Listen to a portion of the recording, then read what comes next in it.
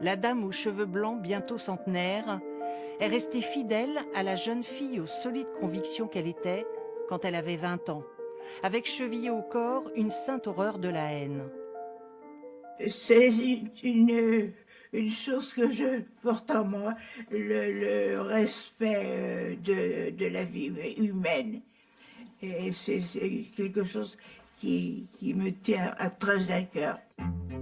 Noëlla Rouget, une jeune catholique, 20 ans quand les Allemands débarquent en 1940 à Angers. Elle entre alors en résistance, distribue des tracts, mais pas seulement. Tu n'as pas pris des valises? Ah oui, oui, les valises. Il y avait quoi dedans? Des armes. Et tu transportais ça comment? Avec une vieille bicyclette.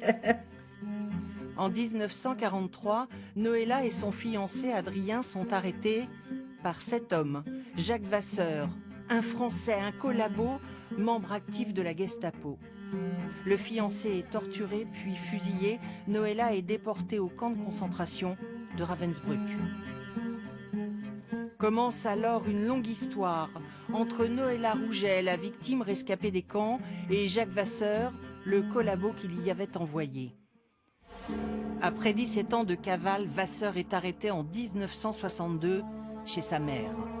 À son procès en 65, tout le monde réclame la peine de mort pour celui qui a déporté plus de 300 personnes, tout le monde, sauf Noëlla Rouget.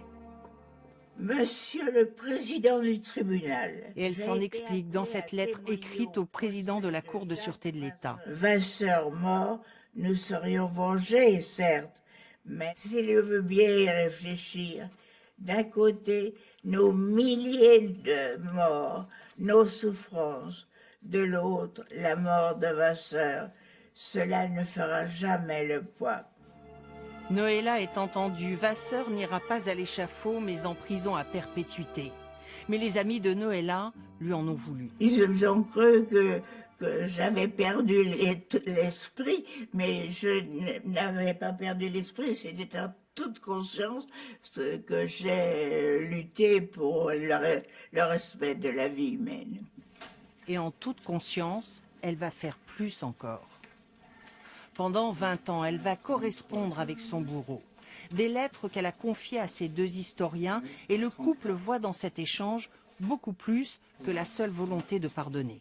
Chaque fois, elle essaie quand même de soutenir le peu d'humanité qu'il y a chez lui, et puis en même temps, lui insuffler du courage. Alors quand Vasseur se plaint de ses conditions de détention à la prison de Melun, nous vivons comme ces arbres poussant au bord d'un canal mort, boueux, sur lequel jamais rien ne passe. Alors elle répond, c'est quand même incroyable cette conversation entre ces deux. Dans votre lettre du 27 août 68, vous vous compariez à des arbres poussant au bord d'un canal boueux. J'ai eu aussi cette impression 2 années de ma vie. Et sur ce canal, contre toute attente, a soufflé un jour un grand vent, celui de la libération.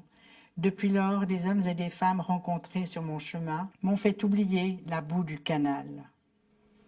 mais Jacques Vasseur n'exprimera pas de remords. En 1983, il est libéré, il n'écrira plus. Il est décédé en 2009 sans jamais s'être repenti. Il croyait posséder la vérité lui-même et donc il n'a jamais voulu capituler.